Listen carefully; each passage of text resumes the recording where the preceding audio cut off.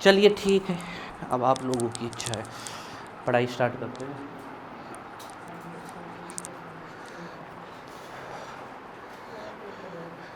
देखिए हम एक क्विक रिवीजन कर देते हैं आप लोगों का, फिर आगे चलते हैं। In last few days we studied about the what is chemical kinetics. Simply study of kinesis of chemical reaction is called chemical kinetics. Kinesis means rate, speed और वेलोसिटी। कुलदीप यहाँ आओ, तुम यहाँ बैठो, कैमरे से थोड़ा सा कैमरा डिस्टर्ब मत करना।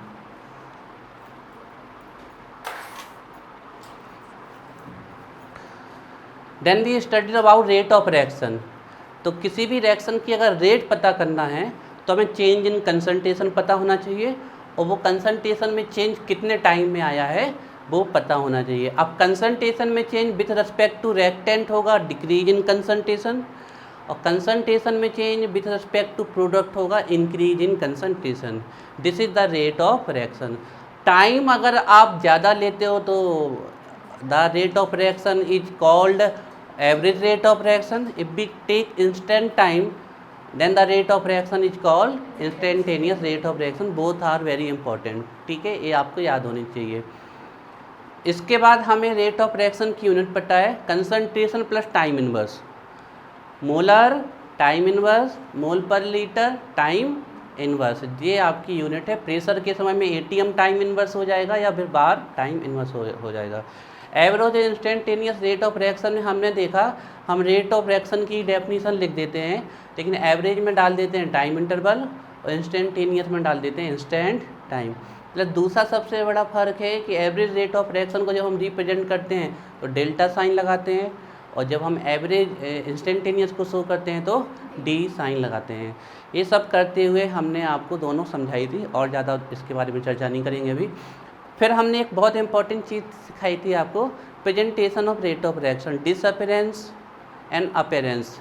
जब हमको डिसअपेरेंस या अपेरेंस निकालना है, देखिए बड़े आराम से जाएंगे, फ्लो में चला जाएगा चैप्टर।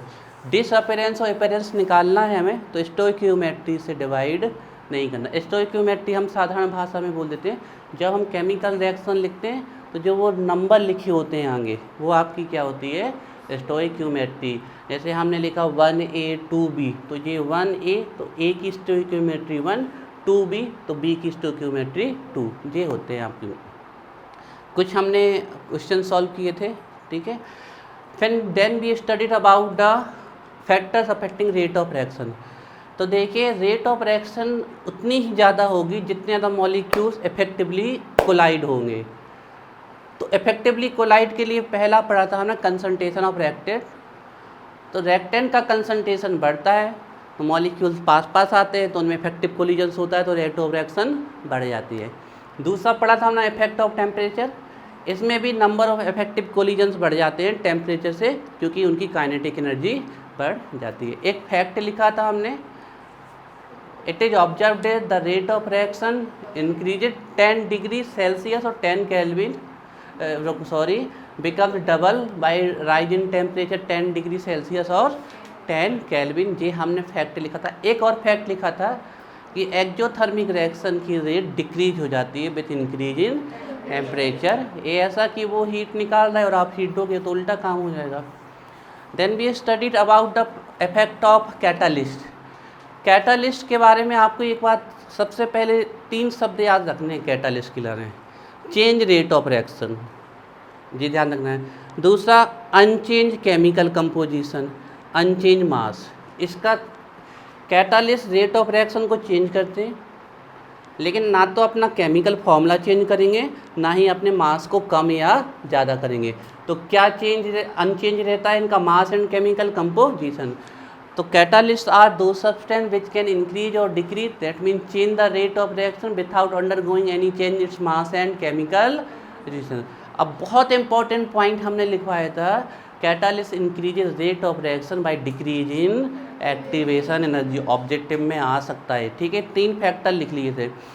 इसके बाद हम आपको पढ़ाने वाले रेट लॉ, रेट कांस्टेंट। एक बात ध्यान रखिएगा, हमने कहा था इस चैप्टर में रेट आपको 2 तरीके से लिखना आनी चाहिए। एक हम सीख चुके हैं, वो एवरेज में और इंस्टेंटेनियस। दूसरी आज हम आपको सिखाएंगे रेट लॉ में। तो दोनों जब आएंगी इसके बाद, क्योंकि आपको ऑर्डर पढ़नी है जो कि इस चैप्टर का मोस्ट इंपॉर्टेंट टॉपिक है। तो 3 फैक्टर्स हो गए थे हमारे, 3 के बाद लिखिए अगला फैक्टर।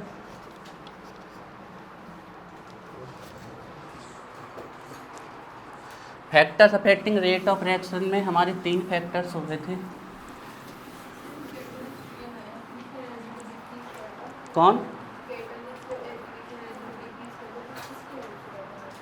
इस क्या होता है, देखो एक्टिवेशन एनर्जी कैसे डिक्रीज करता है, इसको ऐसे समझे कि जैसे हम पैदल जा रहे हैं और हम बस से जा रहे हैं।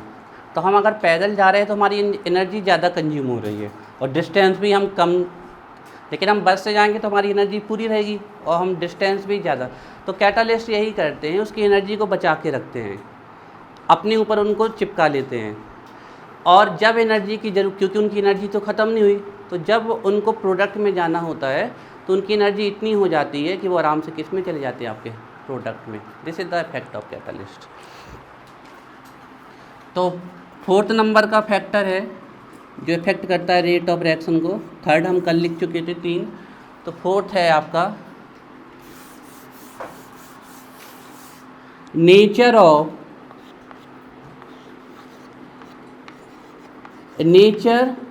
And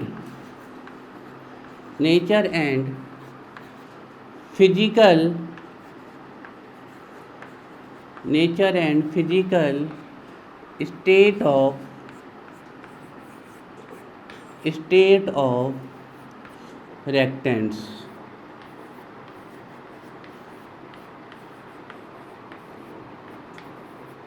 nature and physical state of reactants, ठीक है। तो देखिए इसमें आपको ए पॉइंट में लिखना है rate of reaction directly proportional होगी इन गैसेस में, उसके बाद होगी लिक्विड में और सबसे कम होगी सॉलिड में। First point nature. अच्छा, तो ये हम कह रहे हैं कि रेट ऑफ रिएक्शन सबसे तेज़ी से किस में होती है, गैसेस में। मतलब गैसेस की रेट ऑफ रिएक्शन सबसे ज़्यादा होती है, फिजिकल स्टेट में आ जाएगा ये। उसके बाद लिक्विड में होती है और सबसे कम सॉलिड में। ऐसा क्यों, कोई बता सकता है? क्योंकि हम जानते हैं कि किसी भी रिएक्शन को होने के लिए उनके मॉलिक्यूल्स का आपस में रिएक्ट करना ज़रूरी है। अब सॉलिड का एक मॉलिक्यूल्स ए पड़ा है, एक ए पड़ा है, तो जब तक हम इनको फिजिकली रिएक्ट नहीं करवाएंगे, रिएक्ट नहीं करेंगे। लेकिन एक लिक्विड आप यहाँ रख दो और एक यहाँ, तो ये धीमे धीमे एक समय बाद एक दूसरे से रिएक्ट कर जाएगा, लेकिन एक ही कंटेनर में होना चाहिए वो, ठीक है ना। और गैसेस तो भैया चाहे आप जितनी दूर रख दो, आपस में क्या हो जाती हैं, कुछ समय बाद डिफ्यूज हो जाती हैं। तो एक डिब्बे में हमने 2 सॉलिड के टुकड़े डाल दिए, फिर 2 बूंद लिक्विड डाल दी और फिर हमने 2 गैसेस डाल दी, तो सबसे तेज़ी से एक दूसरे के पास कौन आ जाएगा? तो सबसे ज़्यादा रेट ऑफ रिएक्शन किस में होती है, गैसेस में होती है। फर्स्ट पॉइंट ये ध्यान रखना है। सेकेंड पॉइंट देखिए, rate of reaction directly proportional होती है होमोजीनियस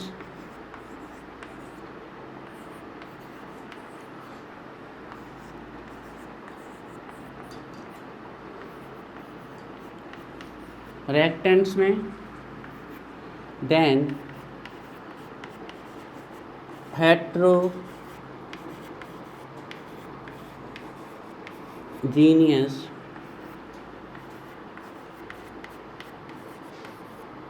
रिएक्टेंट्स में।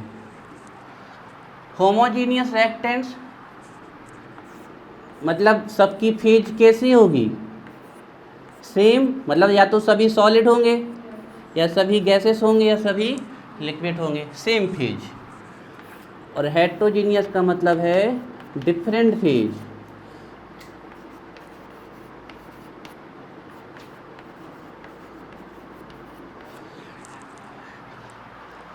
रेट ऑफ रिएक्शन सबसे ज़्यादा गैसेस में होगी, उससे कम लिक्विड्स में होगी, उससे कम सॉलिड्स में होगी। दूसरा ये कह रहे हैं कि अगर आप गैस गैस की रिएक्शन कराओगे और गैस लिक्विड की रिएक्शन कराओगे तो सबसे तेज रिएक्शन किस में हो जाएगी? गैस गैस में हो जाएगी। बात समझ में आ रही है? तो अगर रिएक्टेंट की फेज सेम है तो वो कहलाएंगे होमोजीनियस रिएक्टेंट्स, और अगर रिएक्टेंट की फेज डिफरेंट है, मान लो एक सॉलिड है दूसरा लिक्विड है, तो वो कहला जाएंगे हेट्रोजीनियस रिएक्टेंट। तो rate of reaction directly proportional होती है होमोजीनियस रिएक्टेंट्स। सी नंबर देखते हैं हम, मैक्सिमम किस में होगी? बताओ, इन दोनों में से बताओ मैक्सिमम कब होगी? मैक्सिमम तब हो जाएगी जब वो होमोजीनियस हो और साथ में क्या हो, दोनों चीज पॉजिटिव मिल गई, तो मैक्सिमम होगी, maximum in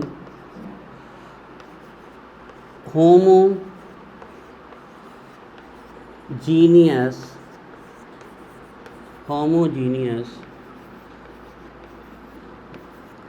gaseous reactants, HGR बोलते हैं इनको,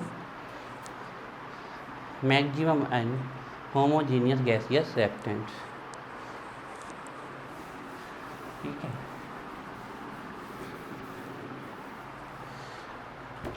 नेक्स्ट देखिए, इसी में डी पॉइंट है आपका, जो रेट ऑफ रिएक्शन होगी वो इनवर्सली प्रोपोर्शनल होगी इंटर मॉलिक्यूलर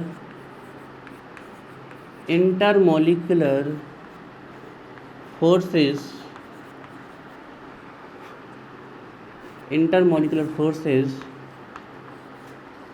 in reactants।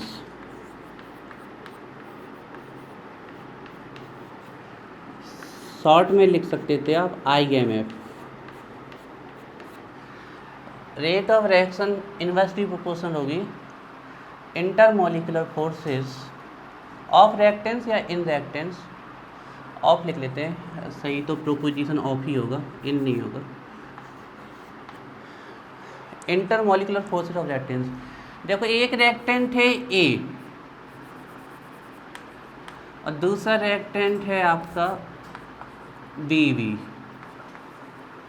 बताओ इसमें से आसानी से ब्रेक कौन होगा? जिसके बीच में बॉन्ड क्या है, वीक। जब तक रिएक्टेंट के बीच के बॉन्ड नहीं टूटेंगे तब तक वो दूसरे से रिएक्ट नहीं कर सकते, ये बात ध्यान रखिएगा।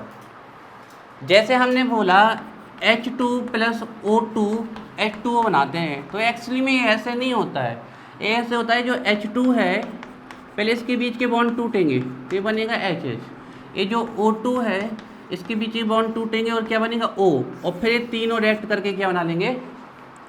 तो इसका मतलब है रिएक्टेंट के बीच के बॉन्ड टूटना जरूरी है तभी रिएक्शन होगी।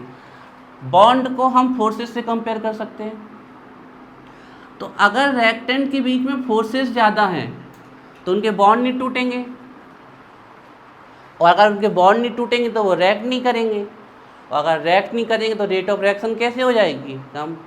तो अगर फोर्सेस के बीच में IMF ज़्यादा है, इंटरमॉलिक्यूलर फोर्सेस ज़्यादा हैं, तो उनकी रेट कैसी होगी, कम। और अगर एक कम है तो रेट कैसी होगी, ज़्यादा है। सिंपल सा है, ध्यान रखना है, बन जाएगा। ठीक है, इंटरमॉलिक्यूलर फोर्सेस ऑफ रिएक्टेंट्स। इसी को हम ऐसे भी समझा सकते हैं आपको बहुत सिंपली तरीके से, rate of reaction directly proportional होगी AA सिंगल बॉन्ड में सबसे ज़्यादा, AA डबल बॉन्ड में उससे कम, और AA ट्रिपल बॉन्ड में सबसे कम। समझ पा रहे हो? क्योंकि इसमें बॉन्ड क्या है, सबसे वीक, तो सबसे आसानी से टूटेगा, और जैसे ही टूटेगा रिएक्ट करेगा, जब तक ये टूटेगा नहीं रिएक्ट कैसे करेगा। तो ऐसे भी आप इसको समझ सकते हैं।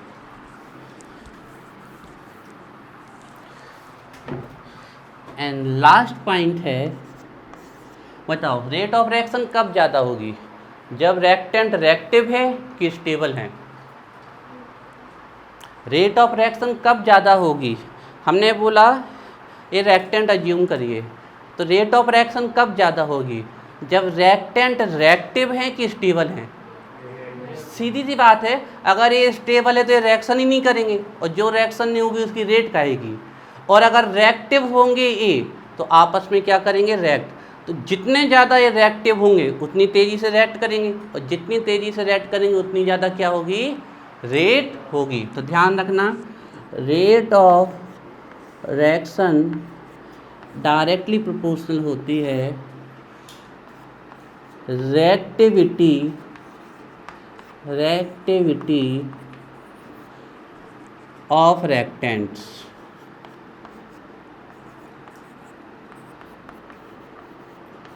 अच्छा, हमने बोल दिया rate of reaction directly proportional होती है रिएक्टिविटी ऑफ रिएक्टेंट्स, तो ऐसा भी तो लिख सकते थे कि इनवर्सली प्रोपोर्शनल होती स्टेबिलिटी ऑफ रिएक्टेंट्स।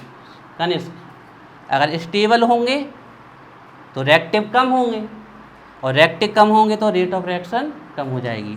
तो ऐसे भी लिख सकते थे, इनवर्सली प्रोपोर्शनल है stability of reactants.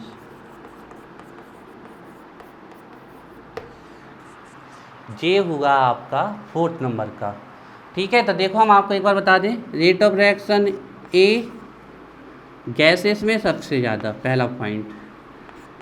B point homogeneous में सबसे ज़्यादा। सी पॉइंट होमोजीनियस गैसियस में सबसे ज़्यादा। आ रही बात समझ में, क्लियर हो रहा है आप लोगों को। फिर हमें क्या देखना है इसके बाद आपके, बोलिए next point, intermolecular forces of reactants. हम बोल दें कि इंटरमोलिकुलर फोर्सेस या तो वीक हो, या हम बॉन्ड के रेस्पेक्ट में ले ले तो सबसे ज़्यादा रिएक्शन किस में होगी, सिंगल बॉन्ड में, फिर उससे ज़्यादा डबल बॉन्ड में, सबसे कम ट्रिपल बॉन्ड में। और अगर हम 5वां पॉइंट देख लें इसमें, तो जितना रिएक्टेंट्स कम स्टेबल होगा, दैट मीन जितना ज़्यादा रिएक्टिव होगा उतनी ही ज़्यादा क्या होगी, रेट ऑफ रिएक्शन। बड़े सिंपल से पॉइंट्स है, आपको घर में जाके याद कर लेना है। ठीक है, नेक्स्ट लिखिए factors affecting rate of reaction में हमारा 5th नंबर का फैक्टर है। ये 5th हेडिंग आ गई है न्यू, 4th में 5 पॉइंट थे, अभी 5th नया आ गया। ठीक है ना, surface area of reactants, surface area of reactants. अच्छा, आप लोग एक चीज़ बताओ, मैं एक गिलास पानी लिया हमने और इसको हमने छत पे रख दिया कि ये पूरा भाप बन के उड़ जाए। तो अगर हम इसको गिलास में रखेंगे तो शाम को भी जाके देखेंगे तो थोड़ा बहुत ही कम होगा, पूरा नहीं उड़ेगा। और हम चाहते हैं स्पॉट पे उड़ जाए, मतलब एक हमने देखा इसकी रेट इतनी स्लो थी जब हमने इसको गिलास में रखा था कि ये शाम तक नहीं उड़ पाया, और हमने इसको क्या कर दिया, पूरे ज़मीन में फैला दिया। तो ये 2 मिनट में 3 मिनट में वो टेम्परेचर के ऊपर होगा सराउंडिंग के, लेकिन अधिकतम 5 मिनट में पूरा उड़ जाएगा। अब ऐसा हुआ क्यों? ऐसा इसलिए हुआ कि यहाँ पर सिर्फ ऊपर की लेयर किसके कांटेक्ट में आ रही थी, हीट के, और ये वेपर बन रही थी। लेकिन यहाँ पर इसका हर एक पार्टिकल किसके कांटेक्ट में आ गया, सीधे सीधे एटमॉस्फेयर के हीट के, तो सब पार्टिकल उड़ गए। तो यहाँ पर हमने इसका क्या बढ़ा दिया, सरफेस एरिया। सरफेस एरिया बढ़ाने से आप सीधा सीधा साधारण सा समझ सकते हैं, अगर आपके रिएक्टेंट के हर एक पार्टिकल या तो आपस में कांटेक्ट में आ गए या किसी जिस फैक्टर से वो डील कर रहे हैं उसके कांटेक्ट में आ गए हर एक पार्टिकल, तो उनमें हर एक प्रोसेस कैसी हो जाएगी, जल्दी। फॉर एग्जाम्पल पानी में हमने देखा, जब हमने इसको गिलास में रखा था तो नीचे के पार्टिकल्स तो हीट के कांटेक्ट में थे ही नहीं, वो इस बेटिंग में थे कि ऊपर का ख़त्म हो, फिर ए नंबर, फिर ए नंबर, फिर ए नंबर, इसलिए शाम तक वो इतना ही उड़ पाया। लेकिन जब इसको हमने पूरी छत पे फैला दिया तो हर एक पार्टिकल हीट के कांटेक्ट में आ गया। अच्छा चलो इसको दूसरे एग्जाम्पल से समझाते हैं। जैसे एक शुगर का हम इतना बड़ा क्यूब लें और इसी क्यूब को पीस दें हम और पानी में डालें, तो कौन जल्दी डिजॉल्व हो जाएगा? पाउडर। अब इसका भी रीज़न यही था कि अभी इस क्यूब का सिर्फ ए लेयर कांटेक्ट में आ रही थी पानी की, तो ए डिजॉल्व होगी, फिर उसके अंदर की डिजॉल्व होगी, फिर उसके अंदर की, फिर उसके अंदर की, फिर से अंदर, तो काफ़ी समय ले लेगा। लेकिन अगर हमने इसको पीस दिया, पाउडर बना दिया, तो हर एक पार्टिकल किसके कांटेक्ट में आ जाएगा? वाटर के, और वो क्या हो जाएगा? डिजॉल्व हो जाएगा। तो हम ये कर क्या रहे थे? हम इसका सरफेस एरिया बढ़ा रहे थे। दिस इज द, तो greater the surface area faster is the rate of reaction. लिखिए इसमें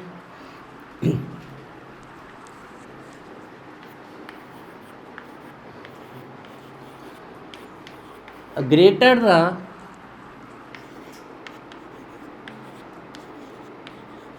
surface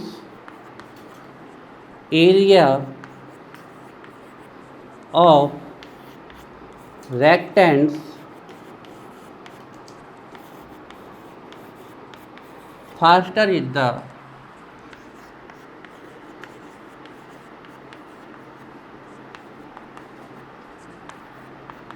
rate of reaction.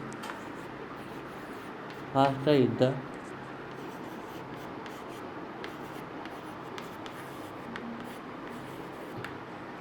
greater the surface area of reactants, faster is the rate of reaction. Examples लिख लीजिए।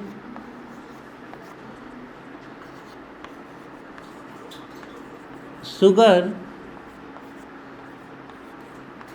Powder dissolved more faster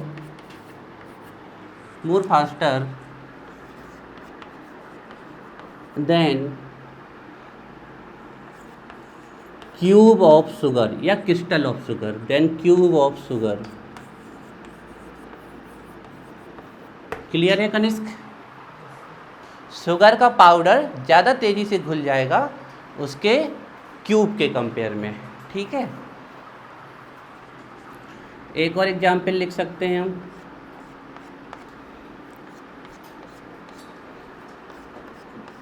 would pieces burn more faster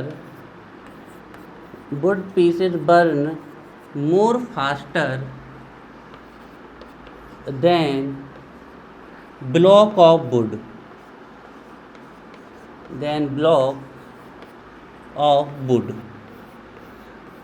देखिए एक लकड़ी का block है इतना बड़ा, इसको हम बर्न करेंगे तो टाइम लगे, लेकिन अगर इसके छोटे छोटे से पीसेस कर दे तो वो ज़्यादा तेज़ी से जल जाएंगे। क्लियर हो रहा है? तो ये आपके हो गए surface area of reactance. Greater the surface area of reactance, faster is the rate of reaction. आप अपने एग्जाम्पल भी सेट कर सकते हो। ये हमने 2 एग्जाम्पल लिखवा दिए आपको, आपको ये ध्यान रखना है। ठीक है, चलिए हाथ सब लोग सैनिटाइज किया करो, और आते समय और जाते समय ध्यान रखना है बच्चों में, तो फिर पढ़ाई डिस्टर्ब हो जाएगी। बीमार नहीं होना चाहिए, ध्यान आप सबको अपना ध्यान रखना पड़ेगा।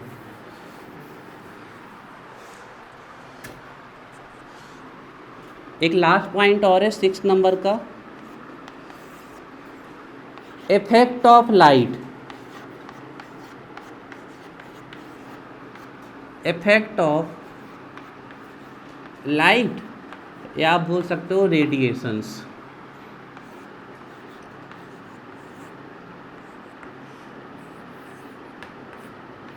इफेक्ट ऑफ लाइट या रेडिएशंस।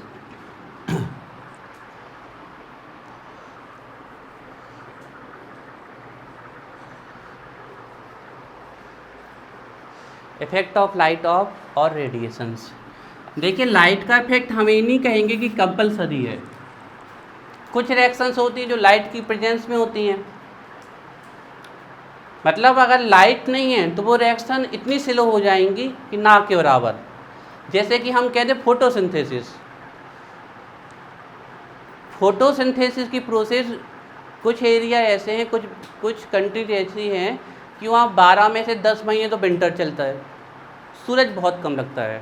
तो ये जो ग्रीन हाउस का कॉन्सेप्ट आया ना आपका, ये उन्हीं कंट्रीज के लिए आया, क्योंकि वो वहाँ पर जो क्रॉप्स थे उनकी प्रोडक्टिविटी बहुत कम थी। तो उन्होंने कहा जितनी भी सूर्य की रोशनी मिले उसको हमें अंदर अब्जॉर्ब करके रखना है। तो देख लेना वहाँ पर बड़े बड़े ग्रीन हाउसेस बने रहते हैं, इसीलिए क्योंकि वहाँ सनलाइट चाहिए उनको क्रॉप्स प्रोडक्शन के लिए, और सन वहाँ पर दिन में एक आध बार चमकता है, पूरे दिन विंटर्स रहते हैं, तो वो ग्रीन हाउसेस मानते हैं। अब ग्रीन हाउसेस का कॉन्सेप्ट तो सब जानते हैं ना। ग्रीन हाउसेस का जो ये नाम आया है, जो हमारे सराउंडिंग का टेम्परेचर बढ़ रहा है CO2 के कारण, तो CO2 उसी कांच के कवच की तरह काम करती है, जैसा कि हमारे कुछ कंट्रीज ग्रीन हाउस बनाते हैं। ग्रीन हाउस एक पॉजिटिव वर्ड है, लेकिन उसका इफेक्ट उसी वर्ड से एक वर्ड डराइव हुआ है जो हमारे इन्वायरमेंट को इफेक्ट करता है। अब ग्रीन हाउस करते क्या है, ग्रीन हाउस कांच का एक स्पेशल प्रकार का आपका कांच होता है, बड़े बड़े एरिया में लगे रहते हैं, या फिर प्लास्टिक भी हो सकती है या पॉलीथीन भी हो सकती है, और अंदर क्रॉप, तो सनलाइट उसके अंदर तो आ सकती है लेकिन बाहर नहीं जा सकती। अब यहीं से एक नाम आया है हमारे ग्रीन हाउस का, जो ये CO2 का बहुत ज़्यादा रिलीज हो रही है डिफरेंट सोर्सेज से। तो CO2 क्या बहुत स्टेबल गैस है, तो वो हमारे एनवायरनमेंट में जाके ऊपर एक कवर बना लेती है। एक कवर बिल्कुल उस कांच के कवर के जैसा है, इससे हीट अंदर तो आती है लेकिन बाहर नहीं आती, जिससे हमारे अर्थ का temperature day by day increase हो रहा है। इसको बोलते हैं ग्रीन हाउस इफेक्ट। और ग्रीन हाउस तो बता दिया हमने। अपने टॉपिक में आते हैं, इफेक्ट ऑफ लाइट और रेडिएशंस। तो एक कंपलसरी नहीं है, लेकिन कुछ रिएक्शंस ऐसी हैं जो लाइट की प्रेजेंसी में ही होंगी। ऐसी रिएक्शंस को हम बोलते हैं फोटोकेमिकल रिएक्शन, या फोटो से मतलब लाइट से है, ध्यान रखिएगा। There are some reaction which takes place only in presence of light. अगर लाइट नहीं होगी तो वो रिएक्शंस नहीं होगी, या फिर होंगी तो स्पीड इतनी कम होगी कि उन रिएक्शन का होने का कोई मतलब नहीं होगा। तो हम कह सकते हैं कि हाँ, कुछ रिएक्शन में रेट ऑफ रिएक्शन लाइट से भी इफेक्टेड होती है। जैसे फोटोसिंथेसिस की रेट कब होगी ज़्यादा, लाइट में कि डार्क में? तो लाइट का इफेक्ट पड़ रहा है ना रेट ऑफ रिएक्शन में। तो लिखिए इसमें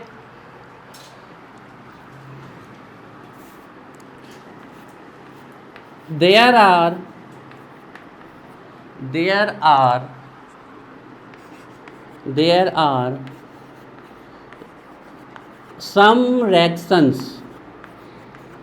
are some reactions which only there are some reactions which only take place in presence of light.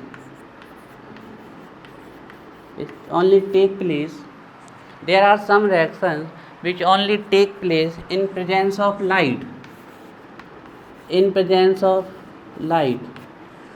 Such reactions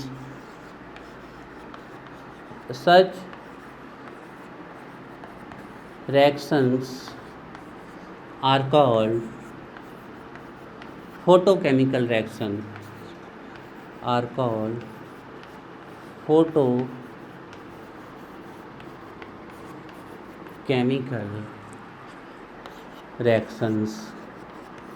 ऐसी रिएक्शंस को हम कहते हैं फोटोकेमिकल रिएक्शंस।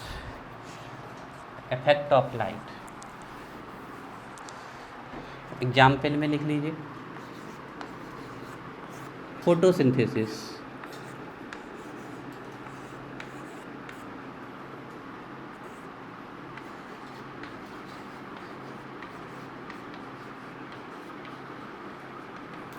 ठीक है ना। एक एग्जाम्पल और है, उसको सीधे रिएक्शन से लिखते हैं हम। ये फर्स्ट एग्जाम्पल हो गया।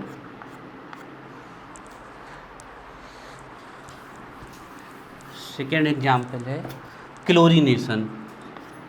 ध्यान रखिएगा, जनरली जो क्लोरीन का एडिशन होता है लाइट की प्रेजेंस में होता है।